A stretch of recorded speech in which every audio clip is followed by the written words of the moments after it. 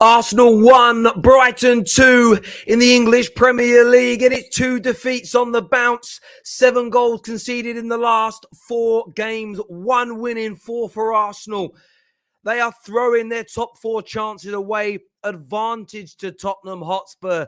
They weren't at the races today. Of course, some controversy in the game should they have had a goal given at the end of the first half. We will delve into that in more detail. But what an afternoon of football we have seen. Chelsea, by the way, smashing, destroying Southampton 6-0. And it could have been more. They really took their foot off the gas. But Arsenal fans, compilations of how you're going to win the Champions League next year. 60%, 70%, 80% sure. 2 defeats on the bounce to Crystal Palace and Brighton at home. A team that often people say could not score in a brothel. And you couldn't get the job done. I want to know why. I mean, this Arsenal team has improved this year. This Arsenal team has got better. This Arsenal team has developed so much. It's chalk and cheese compared to last year. Between sort of October right through until 4 games ago, this Arsenal team looks like top 4 certainty. They looked the real deal. There was a confidence. There was a swagger. There was goals. They were difficult to break down. They were difficult to beat. What has happened? I want your thoughts. I want your feelings on this. What has happened? We're going to go to your comments. We're going to go to your super chats. Of course, we always prioritize super chats and member chats as best we can on here. So get them in. We'll get them highlighted. We'll get your opinions out there for the masses to see. There is a poll running right now. Who is to blame for Arsenal's crumble? Arteta, player quality, both, or injuries? 42% say both. 38% think it is Mikel Arteta that is the issue today. We'll be having our panel on a little bit later. We're taking calls on the football terrace as well. No better place to be because nobody gives you the freedom to have your say like we do. So stay with us. But where do we start with the game? Man United have given... Listen, I know Tottenham are now seen as the biggest rivals to top 4. Man United embarrassed themselves. Man United look pathetic. They look weak. They look soy boy Will Smith-esque. They get slapped by minnows. Relegation cannon fodder. Advantage for Arsenal. You go up against a team that barely scores. If you look at the level of wind in the past however many games, Brighton are not good enough to come to the Emirates and beat you. And me and Lies did hot takes yesterday. And I said this at the time, and I mean this, and this is not banter. If you're a weak Arsenal fan, you're going to have to leave the show. If you can't beat Brighton, who don't score, who if they fell into a barrel full of boobs, would come out sucking on their thumb, a team that has almost no potency, friend zone football at its best, to lose to them at home is an embarrassment. And you don't deserve top 4 when you throw games like today. And that's what today was. It was throwing the game. There was no urgency, no confidence, none of the brilliance that I've sat here for 3 to 4 months praising about Arsenal. It has dissipated. It has gone. It has fallen away. Why? Why? I want to know why you think that is. What has led to this happening? Is it overconfidence? It's a mad thing to me. A lot of people shoot down this opinion of mine, and maybe you all still will. But whenever I see a fan base get overconfident, overtly cocky, why does it always seep into the dressing room and the team collapses? On such a regular occurrence, I see this happen. And look, there are going to be Arsenal fans tonight absolutely seething at the way their team has played. And you've got every damn right to, because they put you in a position to believe again. They put you into a position where you feel like good things are coming. You're a handful of players away from competing. And these last 2 performances, I think, just go to show that mentality in football always outweighs your ability. Because when there was no pressure on these Arsenal players, when they weren't the media favourites, the general football favourites, even when most Arsenal fans were not holding them up as favourites to make the top 4, they were playing brilliantly. They weren't being troubled. They were dominating most games. Ever since The compilation videos of how we're going to win the Champions League next year, that actually look at our points since the opening 3 games are better than Chelsea. Ever since that type of rhetoric has been generated, the players haven't been able to handle it. Is some of this on Arsenal fans are becoming overconfident, or am I just thinking madness? I want your thoughts and feelings on that. Got Wax Online to come. We've got Colleen to come on. We've got Matt. We are talking Chelsea today as well, by the way. Who would have thought Chelsea would win 6-0 and it wouldn't be the biggest talking point across the 3 o'clock games? I certainly didn't. Thank you, Daniel, for becoming a legend and super fan of the Football Terrace again. That means a great deal to me. Thank you very much. I really appreciate it. Look at some of your super chats here. First one I want to go to, man like Brandon says, time for everyone to accept this Mikel Arteta project is failed. 3 years, no Champions League, football getting beat by Brighton, who haven't scored in 7 games. They haven't scored in 7 games. Fuck off. Look, I'm not even an Arsenal fan, and that 7 games, bruv. What is wrong with Arsenal and my club, Man United? We are literally embarrassments. I keep saying it before, the way that our clubs treat us, it's like Kat Slater, how she treated Alfie Moon. Always taking her back. It'll be okay this time. Within 5 episodes, she's in bed with someone else. That is literally Arsenal and Man United. Without 7, no, you're lying, Brand. No way it's been 7 games. No way. Terry, the blame for Arsenal's loss today is clear. It's on Chelsea's loan system. Okay. I told you, Terry, Arsenal won't get top 4 is what Darius Palmer says. Terry, play Igal's theme song before he comes on. We don't have that anymore, but we'll do something. We're not going to troll Igal today. CFC are back. Away days rule. Listen, Chelsea were great today, and they needed that ahead of. Listen, only one team in history has overturned a 2-goal deficit away from home in the second leg, and that was Man United with Lukaku in the team. Maybe you could do it. Terry, you have to play the Igal dance. I can't play the Igal dance because the music's copyrighted.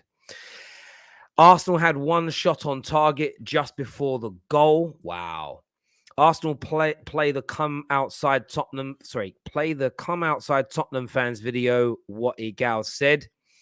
Don't want to hear a thing about injuries or depth from Arsenal fans. Look at Chelsea's shit team and bench today. Timo, Loftus-Cheek, Alonso, Christensen all started. Arsenal are bottle jobs. Get that in. I think you mean get that in your heads. Come on, you Spurs. Listen, Arsenal are showing that right now. There's no doubt. And look, we're going to talk about this with the panel when they come on to have their say very, very soon. Of course, there was some controversy in this game, though. And I think it wouldn't be respectful to not talk about it. Should this have been allowed or disallowed? I mean, this angle makes it look very much offside. We saw the lines drawn. You couldn't see when the lines were drawn where Cucurella's foot actually was. It took 4 to 5 minutes to get done. A lot of Gooners angry. A lot of Gooners frustrated that this decision was given, that they had their goal disallowed just before halftime. Of course, if they get that goal before halftime, it changes the complexity of the game hugely changes things for Arsenal Football Club. We are going to delve into that in a little bit more detail. There's no doubt. Igal's backstage waiting to come on as well. I'm going to share the link because if you want to phone in and have your say today as well, we are going to take calls later in the show so you can have your say. And of course, we're live after Aston Villa versus Tottenham as well. No better place to be than here at the Football Terrace. Bear with me 1 second, people. There we go. I want your thoughts and I want your feelings. Lots of super chats have been coming in as well. We've got another one here that says, never seen a fan base celebrate so much for achieving so little. Just loud for no reason. They deserve everything they get or don't get, is what Mr. Frequency One has got to say. I mean, I know there's definitely one Arsenal fan out there he shall not be named. I'm not looking forward to my show with him on Tuesday because I think he's going to absolutely cook me. I think he's going to absolutely cook me, if I'm being honest. I'm not looking forward to it at all. And just so you know, all the normal Arsenal fans have been sent the link so far today, and only a few have turned up. That's side Terry. Cry more Arsenal fans is what Blue Moon Rising says. Percussion Complex FC equals Arsenal. I don't know what that means. I'm being really thick. Let me Google search that because I want to get context. What does that mean? Percussion's in like a band. It's a musical instrument. I don't get it.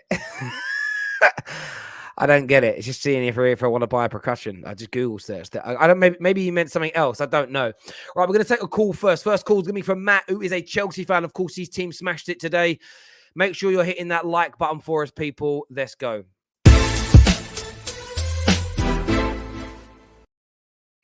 Big win today, mate. 6-0. What are you saying? Yeah, man. I mean, today I was very nervous before the game. I was saying to a couple of boys, I'm looking forward to the game. I'm optimistic, but seeing that lineup and I was shocked. And I did say I trust Tuchel, and I still do. Now, Werner was fantastic today, but I gotta say, an exception to the rule doesn't apply to his ability. He had a fantastic game today, but I'm hearing him starting for Madrid. I don't think so. One game in 3 months. He plays well. So, I mean, he did well today, so there's nothing negative to say about him today. But Mount, again, outstanding, another great game for Mount. And it was just really shocking when we saw the lineup. We saw Loftus-Cheek wing back. I mean, I'm not the biggest fan of Loftus-Cheek, but he was fantastic. But again, the same rule against Werner, exception to the rule. One game doesn't define your ability. You can play one great game and have 8 stinkers, and so... Same with Loftus, I don't see him progressing anymore in the Chelsea squad. I think these games are for him now because right now we've secured our spot at 3rd place. I mean, Arsenal, they did say they were catching up, but, looking at their run now, I don't think they're anywhere near it. And Spurs aren't going to catch up to us now. So we've secured 3rd place. It's looking good for us now. Now, coming to Madrid, we've got to take this intensity and we've got to use it around Madrid. 6-0, that's the rest of win we wanted. We weren't expecting it. We got this win.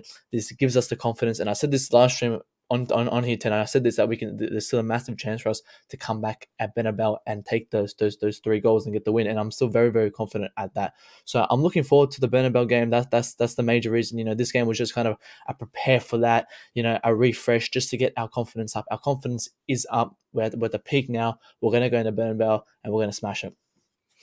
Mate, I like the confidence there. I really, really do. And listen, as you say, it was such an important game. 3 points with Arsenal losing as well. Tottenham a little bit behind you. Game in hand. It's just that relaxation in the league. You're not going to get dragged into no top 4 race and just all steam ahead for the Bernabeu. Matt, I really appreciate you calling in. I know it's really late where you are, my friend, and we'll definitely chat again soon, my mate. Take care. Cheers, buddy. Thank you very much indeed. Panel on its way very soon, people. Stay with us. No better place to be. JJ here says, Terry, I really want to curse out Egal, but it makes no sense. Arsenal 8th again, and we move up. Chelsea 6-0 without even trying hard. Champions League comeback is what JJ Bridge thinks. Long-time member, and of course, one of the queens of the football terrace here, Maria Williams, says all teams have had these marginal ones go against them, but the ones who cry the most are Arsenal fans. Now Spurs need to win today. Listen, if Spurs lose today and Man United get away with losing, I'm actually going to be annoyed. I want my team to feel like they're done in this top 4 race. So please win today, Tottenham. And that's nothing to do with Arsenal. That's purely my club. Arsenal playing Southampton's next after we thrashed them 6-0. It might end up being another long afternoon for Southampton, who are going to react. On to Madrid. Let's make one of those great comebacks, is what Andrew says there. And the contrast of Chelsea fans to Arsenal fans within the space of a week. It's mad how football just changes so quickly. Never seen a fan base celebrate. I've already had that one there. Sorry, I've already read that one out. Right, panel's coming in just a few moments, people. Igal's with us. Colleen is with us. Wax Online is going to be here as well. There are loads of other people backstage. Actually, we've got Rack joining the panel with us as well. We've got other people backstage. We will be taking your calls later in the show, so make sure you're still here. Please hit the like button right now. Let's get this past 500 while we're live on the air. Let's do this, people. Let's go.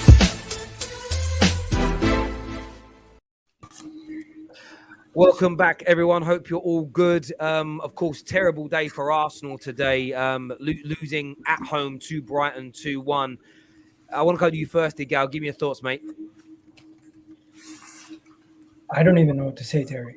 I said to you last time that I didn't think it had anything to do with pressure. And if I did see a similar performance or a similar issue today, then I would say it's down to pressure. I would say now, I definitely do agree. There is an element of that.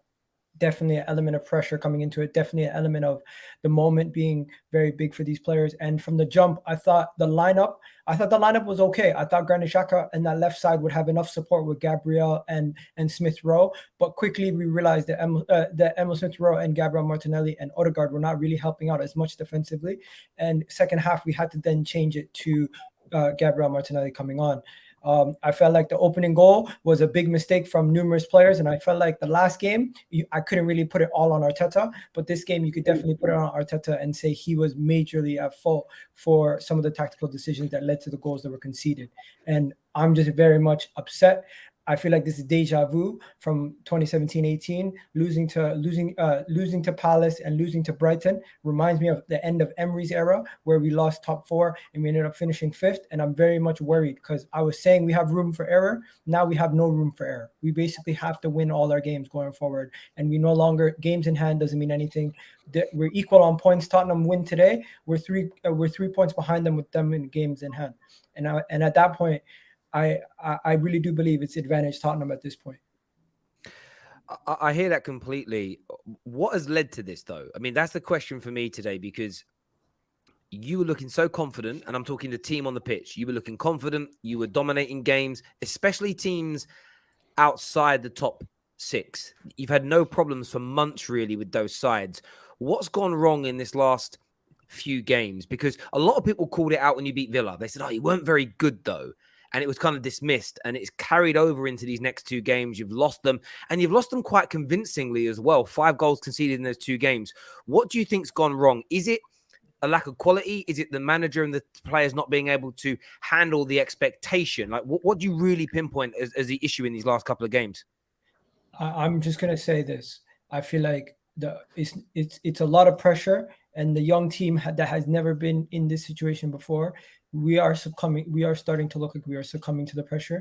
But also, we cannot ignore the fact that the reason why we were so comfortable in our way of playing was because we had no injuries. And now that we've had a couple of injuries, it is also a major reason and why we're having these poor performances. It's on Arteta to find a solution, and we need to find solutions fast. You certainly need to. Obviously, I'm going to come. Man like Slens has joined us as well, of course, member of the Football Terrace, and it's good to get him back on. I like Slens on here. Obviously, Chelsea fan as well. We like a bit of rivalry on the terrace. Colleen, how about yourself? You were so annoyed Monday night when you lost. Really expressed your. How are you feeling after this defeat? At home, your home record's been so good as well. I feel deflated. I think the Crystal Palace game was just it felt like a random poor performance to that level. Today, I don't even know where to begin, to be honest with you, because people will blame injuries, people will blame, that has forced us to change our tactical setup. But I can see that, but I don't agree with it fully, because if you look at the whole of the first half and then look at the second half just before Brighton scored, it was day and night in terms of how the players' energy was and how they were trying to play. And it was almost like, why couldn't we start out like that? It was almost like there was no energy. It was very pedestrian. It was almost like they were scared of Brighton at home. I literally can't explain it. And I don't want to blame injuries or whether, we should have had a goal or not, because I just think it's completely irrelevant. It's completely irrelevant. We went into January with this squad. Arteta knew this. The board knew this. They knew what we had. They were very comfortable with going forward with that. So I'm trusting them with that. Today and at Crystal Palace is showing that, maybe that was a mistake. But I think all of that aside, that same squad that we had today should have been able to beat Brighton at home. The performance in the first half was not good enough. If you want to call it a performance, it wasn't a performance. Don't know what it was. Wasn't a performance. Second half, a bit better. Then the second goal goes in and, it just kind of reverts back to the first half. It's almost like there was no belief, no energy. It was just, and I don't know why. You're fighting for the top 4. You've just had a really bad performance where you've all been slated for giving nothing.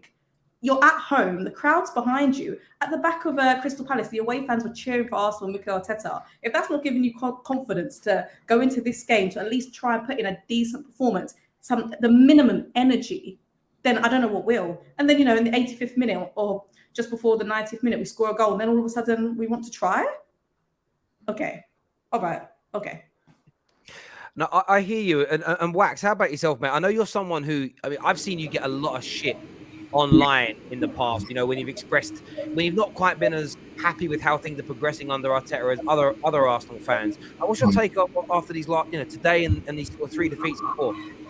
Oh, absolutely terrible, man. I'm very, very disappointed with both of these performances. I expected better. I knew Crystal Palace was going to be a difficult game, but I didn't expect us to go out there and play the way we played. It was absolutely horrible. Today, we just weren't with it. You know, slow football. There was no tempo in our play, making the wrong decisions. I just don't know what's happened over these past couple of weeks. I literally don't know what happened. I think, you know, just like Egal said, the pressure has got to these players.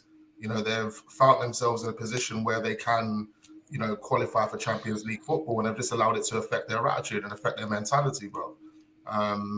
You know, I'm not going to blame the injuries. I'm not going to blame VAR or the ref. It's simply down to the players and the manager. Maybe lack of preparation, not fully being prepared, you know, unorganized. There were just so many things wrong. And I mean, the last time I was on here, I was actually confident in thinking that we were going to put this top 4 in the bag. And now I'm starting to think that was a delusional response, because we're just not with it, man. We're just not with it. But I'm very, very disappointed. Mikel Arteta, we know he's inexperienced. You know, the players, a lot of them are inexperienced, you know, they're young, you know, they're naive, you know, so there's a lot of growing to do. There's a lot of developing to do. But in order for us to obviously be the team that we want to be, major changes need to happen, man. Major changes. Yeah, I think you're spot on there. And obviously we've got Slens and Rack here as well. We are going to talk Chelsea a little bit later. In terms of Arsenal today, like, what do you guys put this down to? What do you, in terms of it's just 2 games on the bounce where there was 0 performance, really? I'll be honest with you. Sorry. Yeah, just real quick. Listen, I think everyone here has given great football analysis. I think everyone here has been really, like, you know, they've hit to the point straight. But for me, like, it's as simple as this. It's pressure. It's pressure. Like, Arsenal, this is a young team. We've told them all this already, by the way. Like, big up Egal, big up everyone here. Everyone's very calm and nice, but when other teams lose, they seem to be very loud. But anyways, I just want to say, like, in terms of this Arsenal squad, yeah, they knew they were young. They knew they were inexperienced. They knew that they played 35 games in all competitions. Like, this is one of the lowest in, like, from the top 6 sides. They knew this already. But the pressure has mounted. Now, this is the first time during the season where they're favourites to get top 4. This is the first time where there's pressure on them to get the games done, to get the 3 points against these tough teams and get a top 4 done. And they haven't been able to handle it. And it's not, listen, it's a young squad. But well, you know what? I was going to say, I also put it down to the style of play, bro. Like, I just don't think, like, the way we're playing football is not the greatest. The way Mikel Arteta has got these guys playing, I mean, there's no movement. Everyone's stagnant. No one's expressing themselves. Do you know what, mate? You're sorry to interject, mate. You're right. And do you know what's funny? It's because this football in the last 3 to 4 games reminds me of that Villa defeat at home, where it's almost, again, it can't be instruction as in it's pressure for me. It's almost we're now expected to go on and do something. And this is how bad the last few games have been for Arsenal.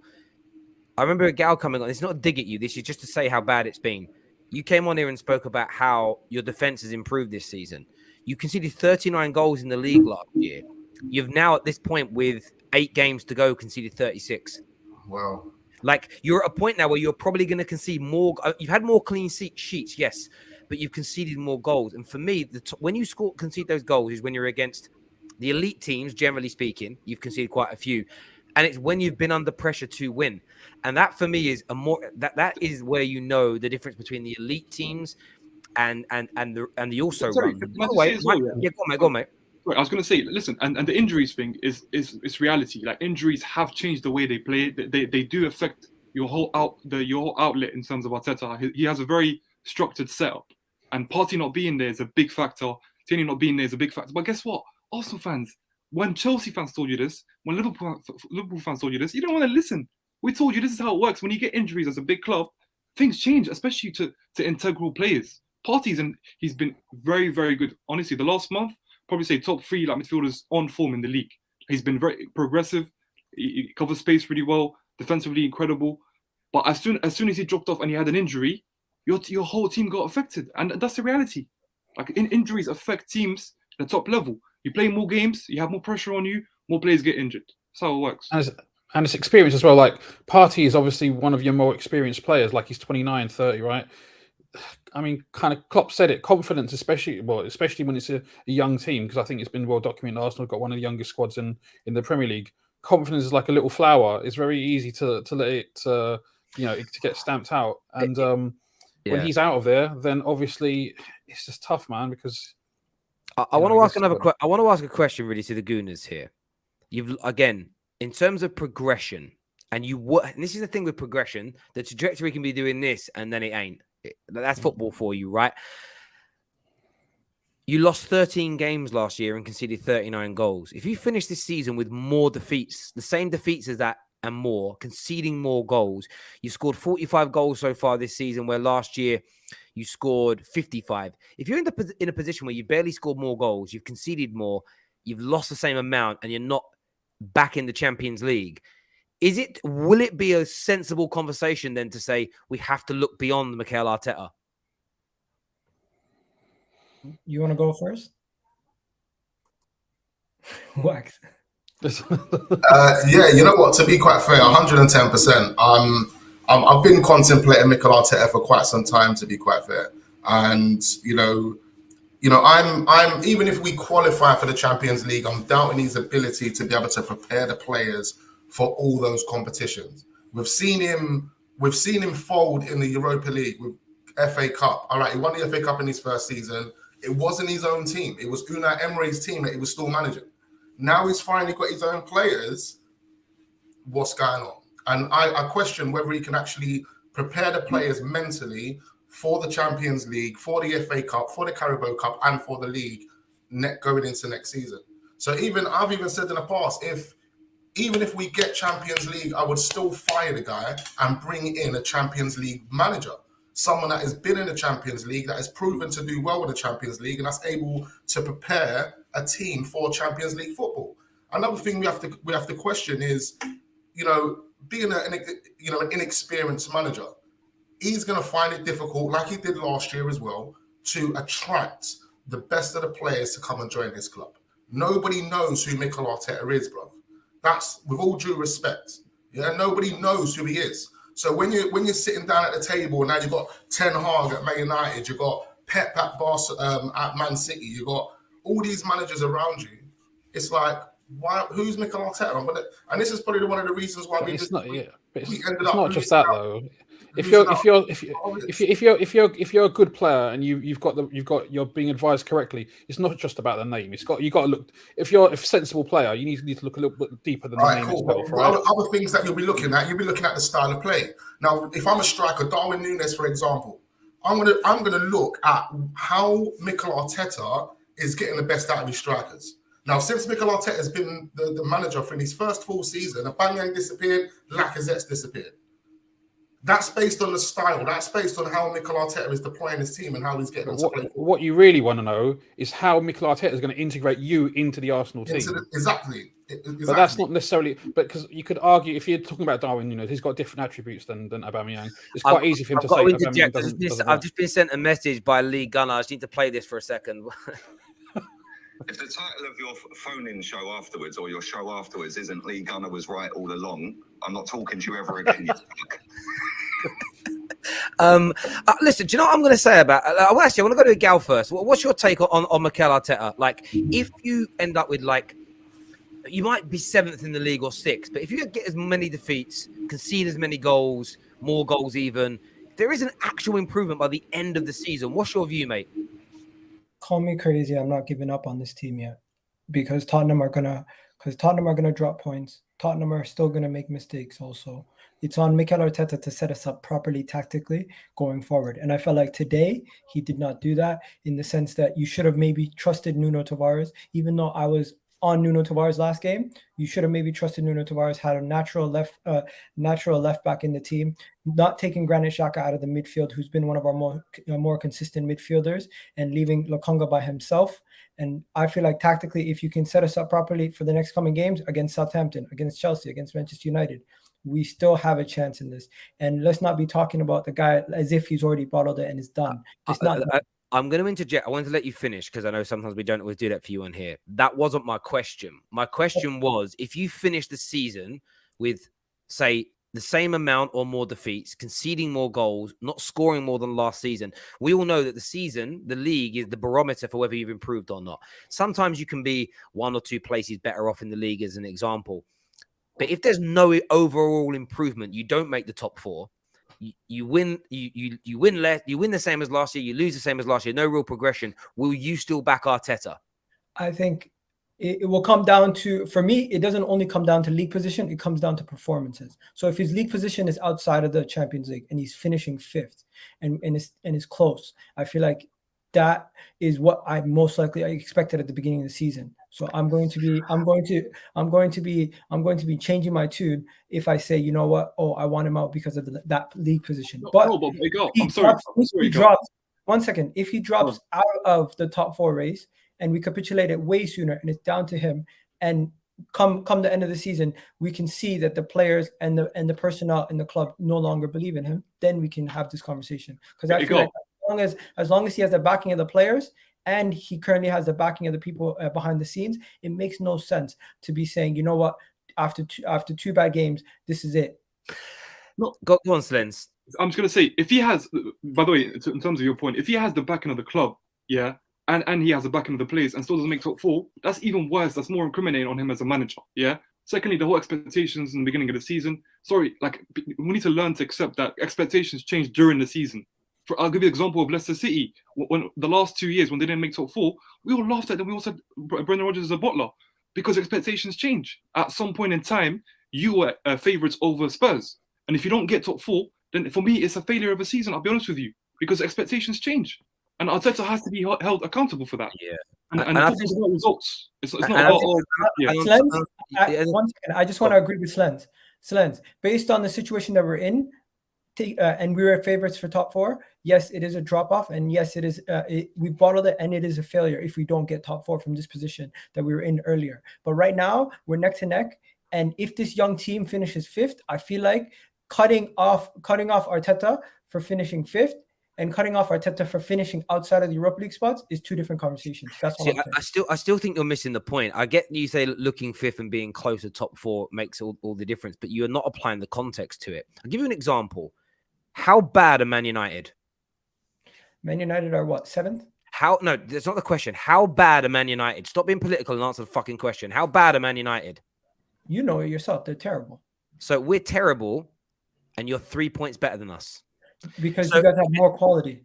Yeah, okay. But that's the point I'm saying here. You lot have improved. The point I'm making is you lot, with your improvement, were ahead of us.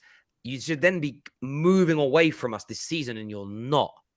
And you're not moving away from us based on the things that you've just said, handling pressure. If you finish the season with the same level of defeats as last year, conceding more goals, not scoring as much, the fact that you might jump up 1 or 2 places in the league, that's where you go into those realms of, it's not a false position because you have been better than Manchester United, but you're only ahead of us because we've been awful, but we have better quality. So if the next manager gets that quality to perform, they're instantly back in front of you. I don't think it should be as simple as the league position that you find yourself in my opinion, bro. I really do think you've got to look at how much you've improved. And when you've reached your best this year, what did you do from your best moment? So far, you've gone backwards, and there has to be a response from this because you're Arsenal Football Club. You shouldn't have standards down here. They have to be to get better every season. When you're on the way back, you need to win more, lose less every year as you progress towards back near the top of the league. The only time that changes is when you're losing. Is when you're losing 2 or 3 games a season. If you suddenly lose 4 the next year. I think when somebody has standards, high standards, any club, any team, anybody who has high standards, when the cards are down and they feel like everything's down and out, they don't give up. They continue to go. Just very quickly, 1-0 to Tottenham. Tottenham have just gone 1-0 up. Just updating. The goal's just gone in. 2 minutes in. Yeah. No, it's fine. I hear you on that. I'm just saying, if you're gonna come at me and say, "Where's your standards, Iga?" My standards are still here. I still believe that we can do it as a team. Where are your standards? If you're giving up on the team, what do you mean giving up on what team? Where are your standards? Oh, I'm saying people who are constantly saying standards. If you are holding your club to the same standards as you are saying, then why are you conceding and giving everything and throwing your toys out the pram? So what am I throwing my toys at my pram over? You're not an Arsenal fan, so I'm not speaking to you. Oh, okay. So, all right. I thought you were literally saying that to me. Sorry, but again, what other Arsenal fans are saying and doing is kind of irrelevant to this conversation. My sort of pointing to you isn't if you come back from these 2 defeats and you make top 4 and you win 6 or 7 of your next 8 games, then I wouldn't expect any Arsenal fan to want Arteta sacked because you've had a wobble and you've recovered. Is if you don't recover from here and you peter out for the season and you end up from a points type point of view, games lost point of view, similar to last year, you have to argue that there has been no progression. Therefore, 2 years without progression, hundreds of millions of pounds spent on the squad to not even have a conversation about the manager being good enough, I just think would be a little bit weird. I don't know your take on that, Colleen, but for me, that's a bit of a weird one not to. I think that, I mean, I've said it several times here. I said once Arsenal started to get into the position of being fourth, I said, and the goalposts have moved, if we don't finish fourth, it's a failure. And that's directly on the board of Mikel Arteta. So that conversation should be had at the end of the season. Now, I'm not saying that Mikel Arteta hasn't, changed the culture of the club.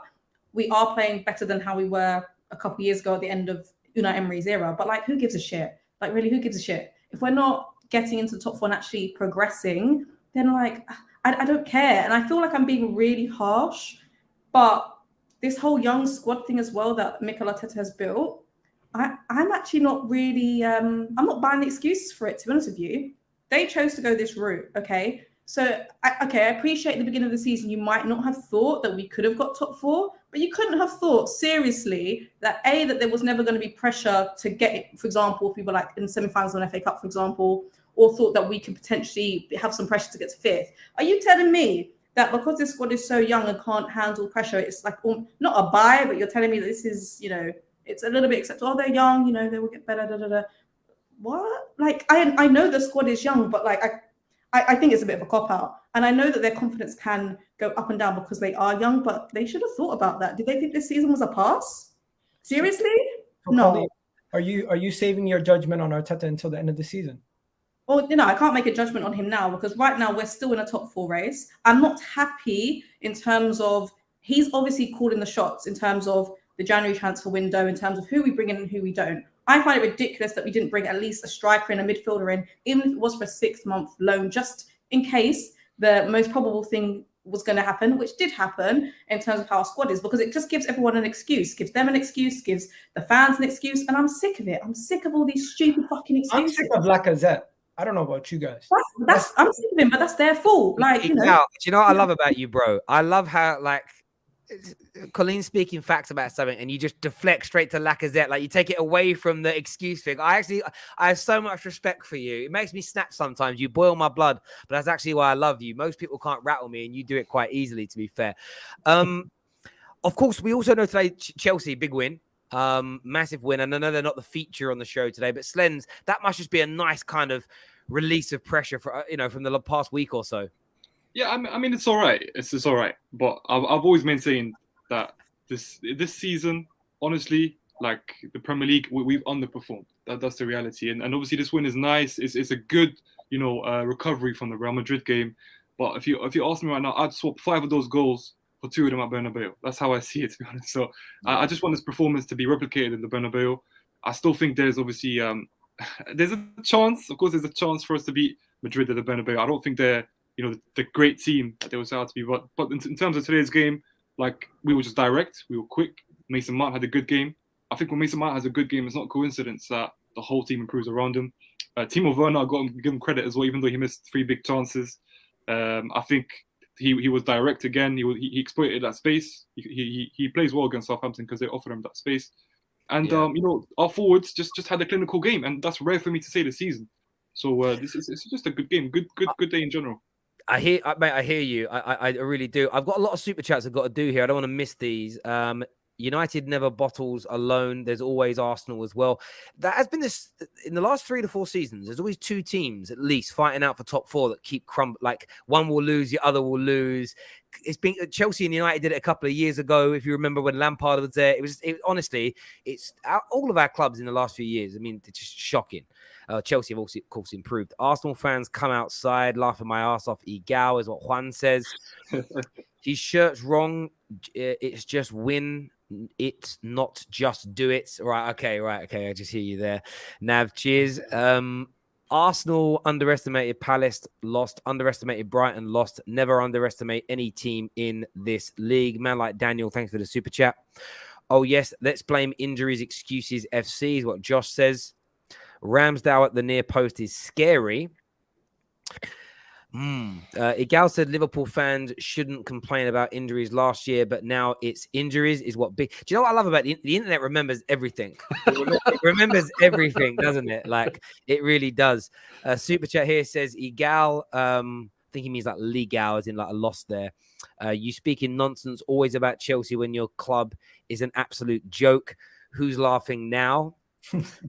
It's not the pressure, it's the gas. I hear you. Are you all seriously upset? It was clear for months now that this was a time in the season that Arsenal would start dropping points. It wasn't clear. Spurs fan says.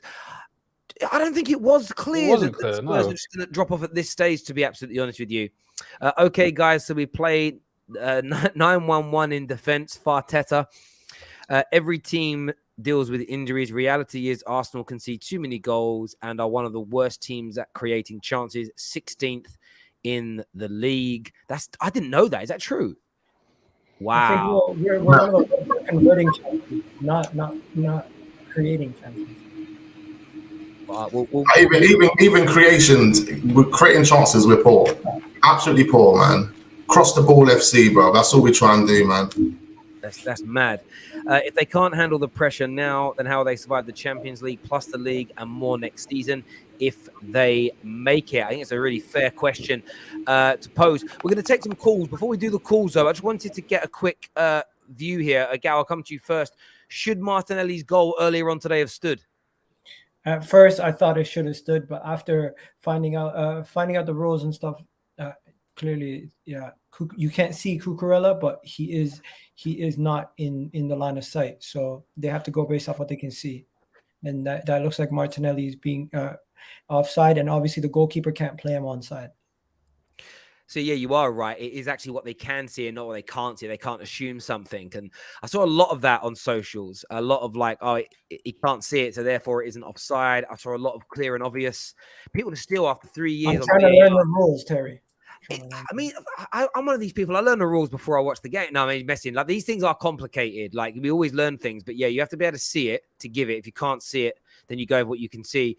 Plus, offsides have never been under the clear and obvious protocol. That's only for subjective decisions. So anybody thought it was harsh on Arsenal, this decision?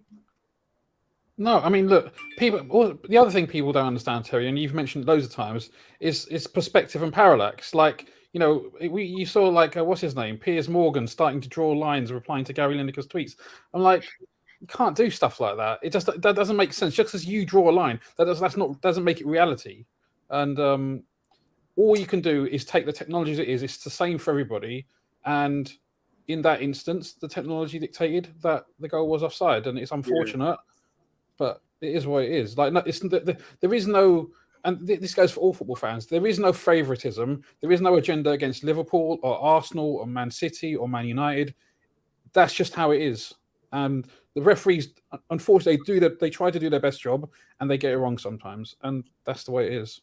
No, but can I just say that the offside rule, right? It's black or white. If you have an issue with what's happened, then you have an issue with the lawmakers and the actual law, not the referees. Like, this is what I hate when people start to do, conspiracy theories with referees when it comes to offside. It's either black or white. Like, it's not a subjective thing. So. Yeah. No, I hear you on that. I do. We're going to take some calls now. We've got David to come on. We've got Andy Tate backstage. We've got Gunnar Souls on as well. We're going to take some calls on the show. We are live after this game as well to cover Aston Villa versus Tottenham. So I'm trying to multitask here. I do struggle, but it isn't just women that can do that, I promise. Let's take some of these calls. David is on with us first here. What are you saying, mate? Oh, I'm just so happy. So happy that Chelsea won and Arsenal lost. Oh, all these. Oh, it's amazing. all these men saying, "Oh, if we just keep doing what we're doing, David, and we just keep your winning, we might connection, catch-" no, David, your connection and Mike are running mad. Are they? Right, I'll come back on that. Yeah, come back out and come back in, mate. Yeah, cheers. Appreciate that. Gunnar Souls is here. What are you saying, brother? Yeah, not a good week for being an Arsenal fan, really. I mean, we've kind of, in a way, destroyed our season in 2 games, and this could be a very, very uphill climb for us now. And looking at Spurs, there's no doubt they're going to win tonight, and Conte's going to have them firing. I don't see them losing this game. I know a lot of people are like, look, Aston Villa, they're going to beat them 2-1, 3-1, all of this. Not happening. I'm telling you now, it's not going to happen. Conte is not going to let them slip this one up. And it's not that Arteta allowed this to happen, or today was definitely on Arteta in terms of just galaxy braining, just being stupid, being what he did last season when he knocked us out of the Europa League, where he put Xhaka at left back. That was a close goal. That was really nearly close. Ramsey with a great run. What a save by Lloris. Sorry to interject. Sorry, mate. No, that was close. I mean, he did what he did last season. Similar point, semi-final against Villarreal. Didn't need to complicate it. A lot of people were saying on Twitter, put Saka left back, bring him into left back, and just keep things simple, keep things moving. Today was another point where Arteta could have proven to a lot of doubters that he's not going to complicate things. He's learned from his mistakes. But what he's done is he's repeated them. He's gone and put Xhaka back into left back, made sure that we had one of the youngest midfielders. We didn't have any seniority in that midfield or in the attack other than Lacazette, but he's basically useless anyway. And if he continues to play Lacazette, for me, he can go with him at the end of the season, because that is what's losing us games now. Lacazette is so, he doesn't do what Lacazette does. And then putting Xhaka at left back and then swapping with Sambi in mid-game. And honestly, I don't know who played left back, because it kept changing. It kept, another player was taking that responsibility on. And it's just, for me today, was just overthought, overthinking. And that's what lost us the game. Mate, I think you're absolutely spot on there. Some really weird. I saw a lot of Arsenal fans saying that Saka shouldn't go to left back all week, and I just thought to myself, what a weird view to have. And what I feel like some Arsenal fans do on socials, especially, is they wait to see what the general consensus is, and then they tweet the same thing, which I also find very, very strange. I always put these things down to bad parenting, really. Taught your kids to be soft and sheep. Gunnar Souls, I appreciate you coming on, mate, and having your say. Top man. Thank you, brother. Thank you. David's back with us. Is it better? That's perfect. Right, okay. I'm just happy because Arsenal fans can now shut up about trying to catch us, because it was nonsense from the start, and for some reason they really thought they could do it. But they're just not good enough. That's how it is. You're not good enough to catch us. You're in 4th. Well, you're actually in 5th, because Spurs are probably going to overtake you. Spurs were always my favourites, and I enjoyed it. But I loved it because Gal put 100% guarantee we're making top 4. It's happening. We're here. And yeah, it's not. I said 70. I'm sorry. What's the Come outside, Tottenham fans! Where are you? What's your percentage now? Because, 70 the other day, that's now 60. What are we saying now? 45, 30, 25? We're checking the percentages. All I'm saying is the percentages are dropping drastically. Tottenham are favourites for the first time in 3 months. It's 41% for Arsenal. Exponentially, your chances are dropping, and it's the hope that's killing you, and it's beautiful to see. But we won 6-0, so it's great. Yeah. Do you know what's mad about it as well? I remember when I predicted that Conte would get Tottenham top 4, and they had that little rough patch in the middle, and I know he was talking like he was going to leave, but then everyone was, I remember getting so much heat. Oh, how dare you thought that he was going to do X, Y, and Z, and he hasn't done it yet. But my point remains from all the way back then, he's probably he is 3rd or 4th, and people will debate him and Tuchel for different reasons. He's 3rd or 4th best manager in the league, and probably in the top 5 managers, top 6 managers in the world. And that makes a huge difference. And I think that's something that when the Tottenham, I thought Ralph would be better than he is, by the way. I really did think that. And Ralph's making mistakes. He changes formation about 5-6 times per game. he's always doing different things. Like, it's why he's never been given a job. Like, one of my issues with Bielsa was always, if he was as good as everyone says he is at like 89 or whatever, why hasn't he managed a huge club yet? Same as Ralph. Like, these guys aren't there. And that's why Tottenham are in a better position than Arsenal and Man United. Not percentages, not predictions, just one have got, if you put Conte in charge of any of our squads for like a period of time, he'd finish in front of the other. Like, the managers make a massive difference to me. Yeah. Even though we won 6-0, we're still not winning anything in Bernabeu. So everyone get that. I see that reverse psychology All I'm saying is we scored 6 goals today and we should have scored about 11.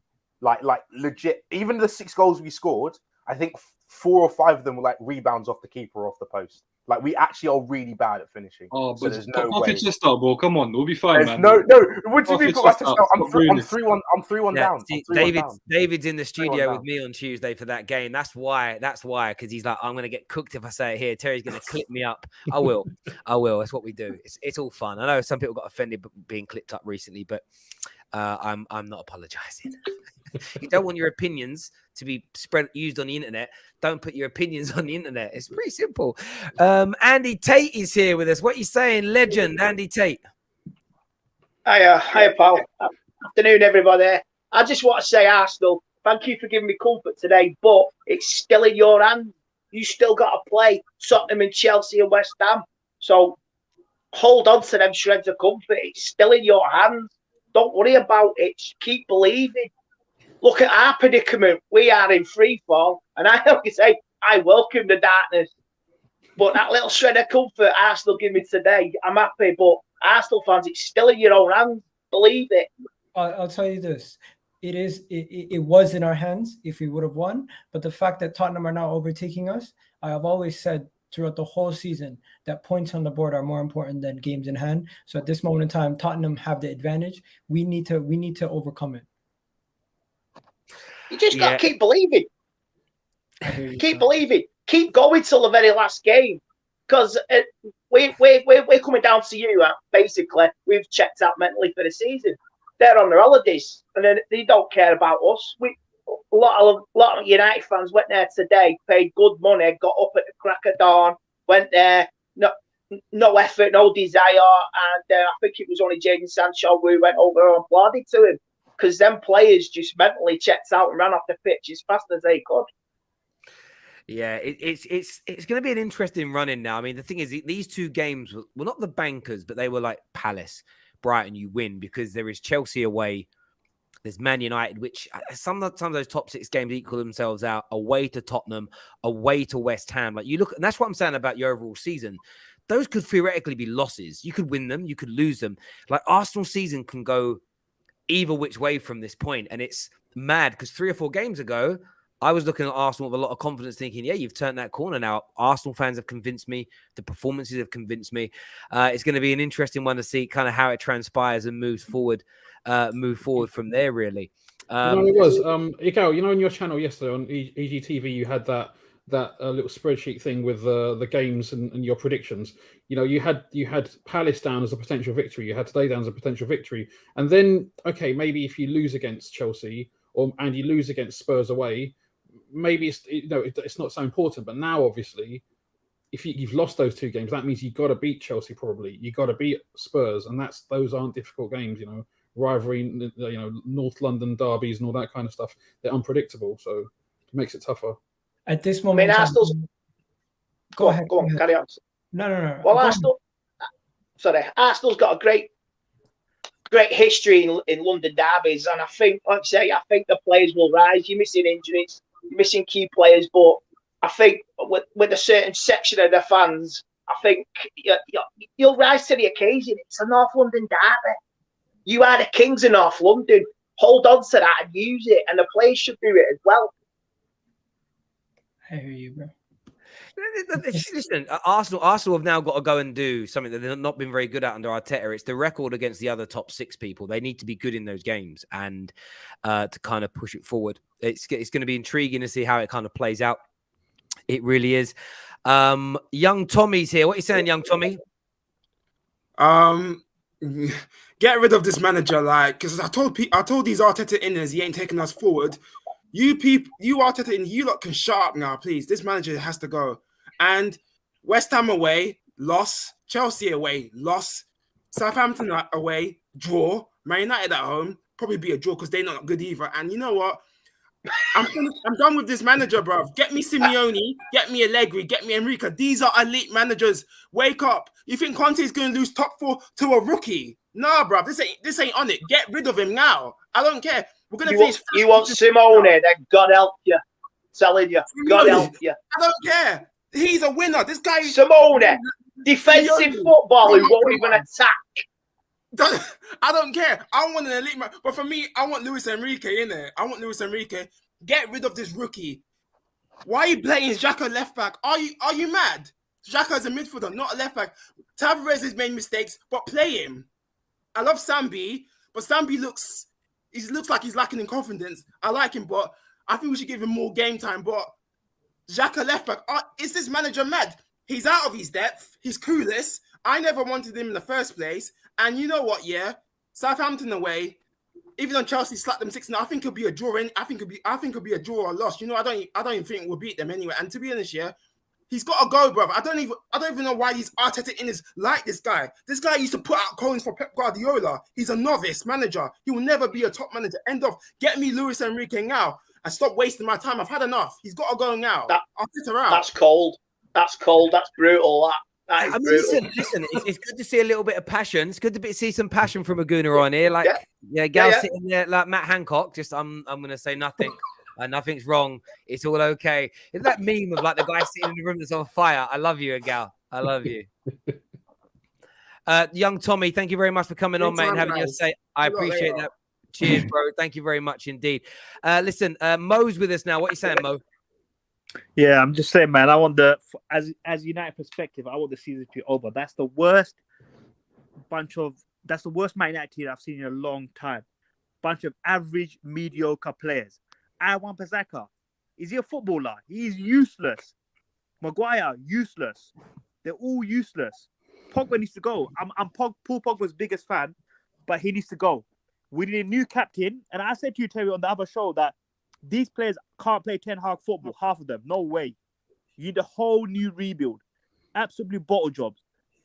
I will put money on Ten Hag. Watch that this afternoon. While preparing for his match tomorrow. He's seen that. He knows the bad apples and he knows what's staying and what's going. He's got a big job ahead of him. It's a massive rebuild of that football club. The way it's run and everything. That the players they've got there. You look at 2-3 summer transfer windows because these players are bloody average. Like, I don't want to dig it back to Oli, but how you signed Wan-Bissaka and Harry Maguire? Where was the scouting?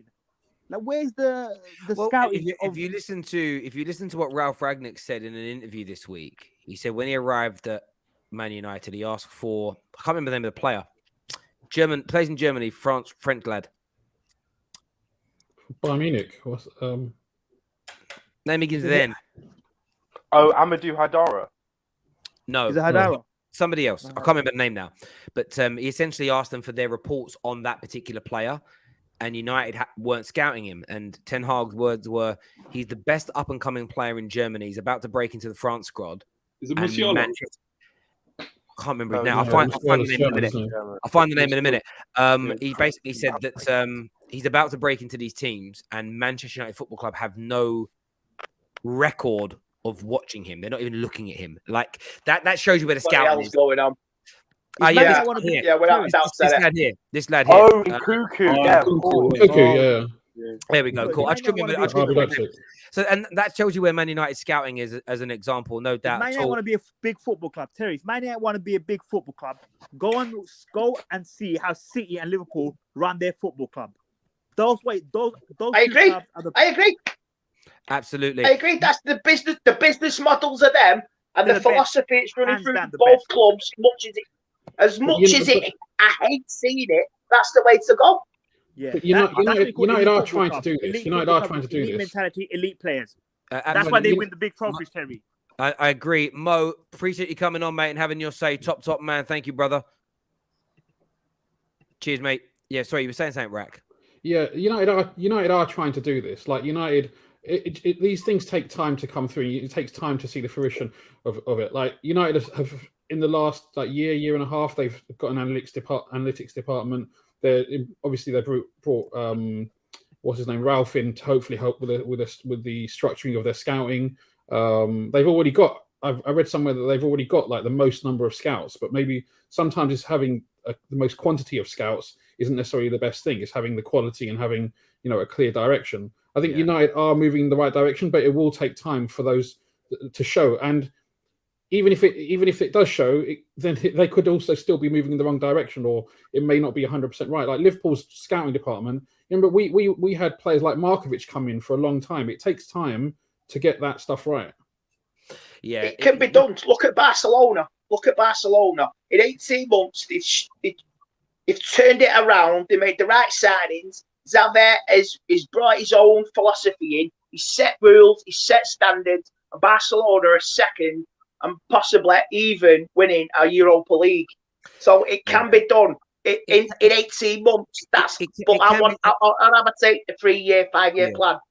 Do you know what it is? I think it can be when you look at. So I look at Arsenal as an example. They've been on this journey for sort of 3 years now, or so under 2 or 3 years under Arteta. So you sort of look at it like, even if he isn't the guy, they've built something. You keep going in that direction.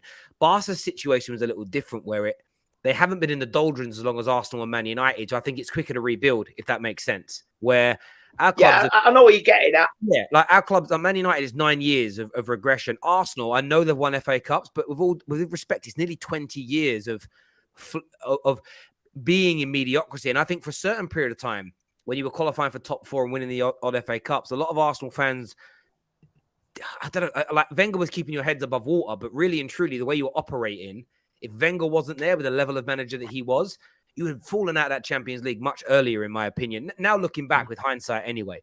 But listen, guys... La Masia also, in terms of the style of play that Barcelona have had ingrained for them, that's been in place for the last couple of decades. So they're still producing young players who play the style that Barcelona are accustomed to.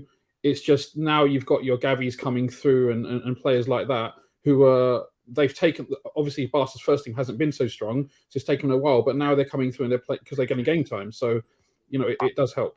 Totally agree. And listen, everyone that has tuned in today, a massive thank you to all of you. I'm sorry we can't take any more calls. We are live after Aston Villa versus Tottenham. We're going to kind of round up the day at the end of that show. Please hit the like button before you leave. Wax, Rack, Colleen, Andy, David, Slenzy, Gal. Who else was on? Mo. Young Tommy, there's probably more people whose names I forget now. Matt earlier on today. A massive thank you to all of you, all of the viewers today. It means a great deal to us. Until next time, take care. Goodbye.